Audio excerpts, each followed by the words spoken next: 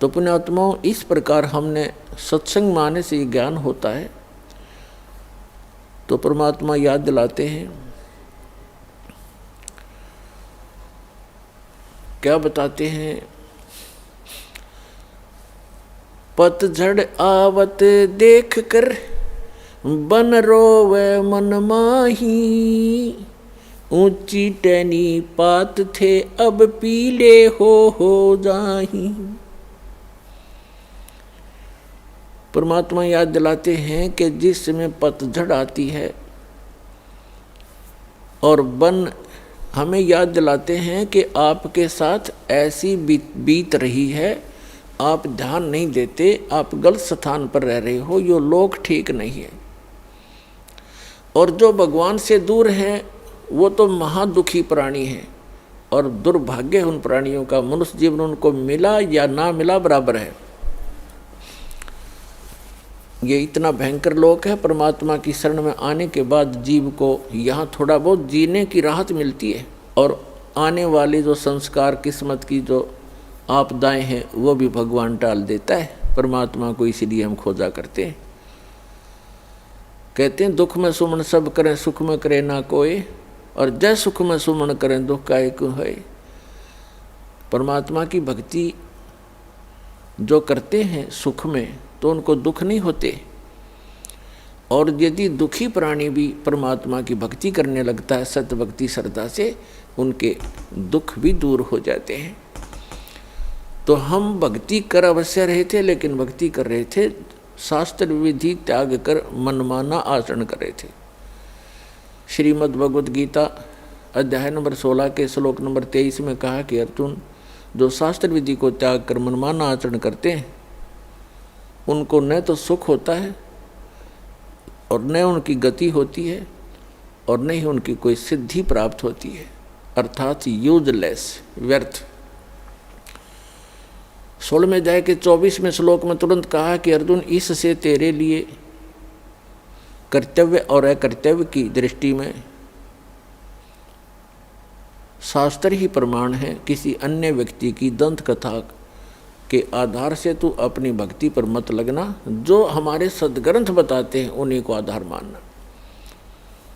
तो पुण्यात्माओं, हमारे जैसे आप जी का हमारा जन्म पवित्र हिंदू धर्म में हुआ, हमारे हिंदू धर्म के जो धर्म गुरु टीचर थे हमारे, वही हमारे सिलेबस से परिचित नहीं थे, तो हमें वो शास्त्र अनुकूल साधना बता नहीं सके, जिस कारण से हमारे पूर्वज प्रेत बने, पशु योनियों में चले गए।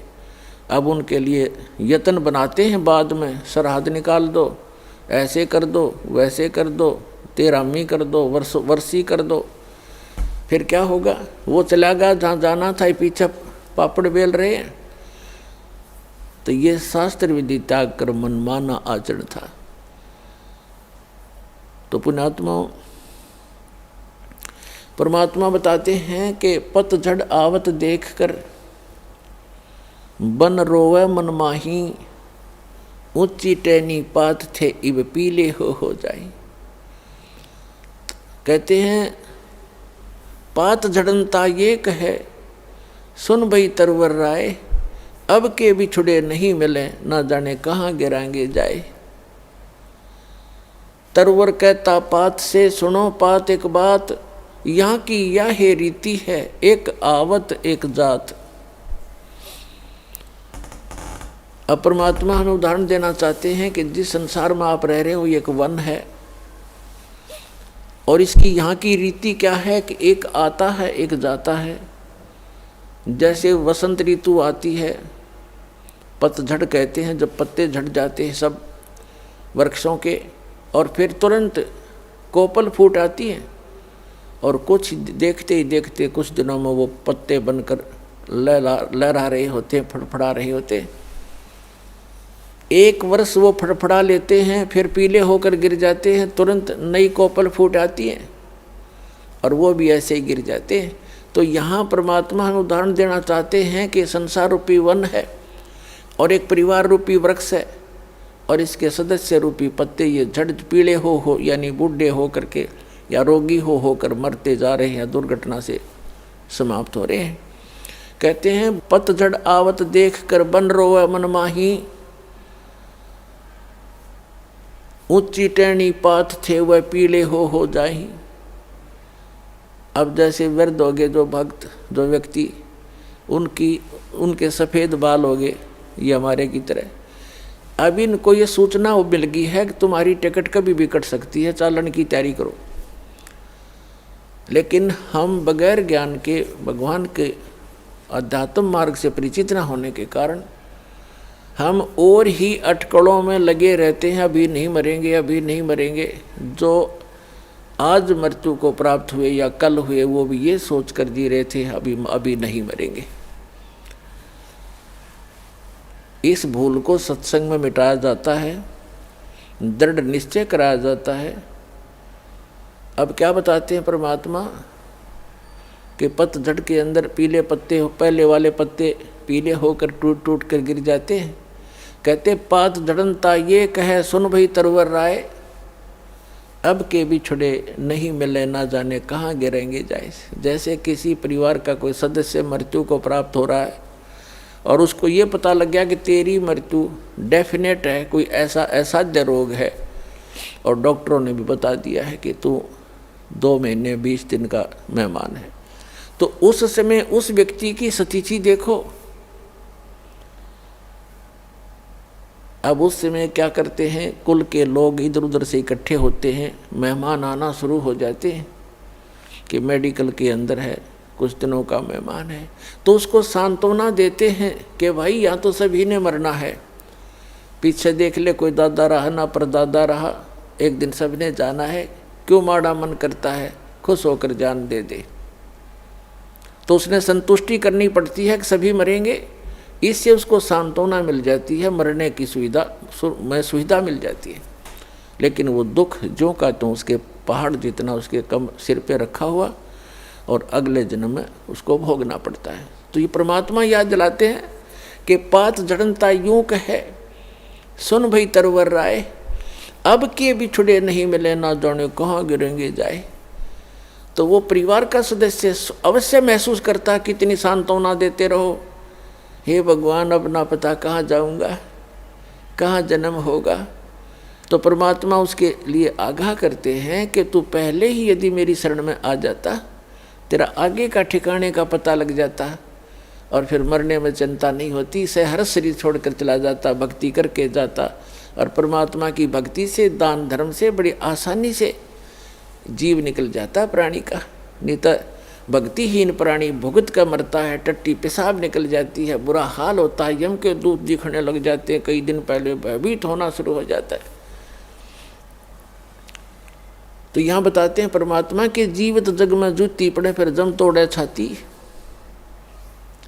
या यहीं पर दुर्गति शुरू हो जाएगी आपकी, और फिर आगे यम के दूत वहाँ पिटाई करेंगे। उसके लिए भगवान बताते हैं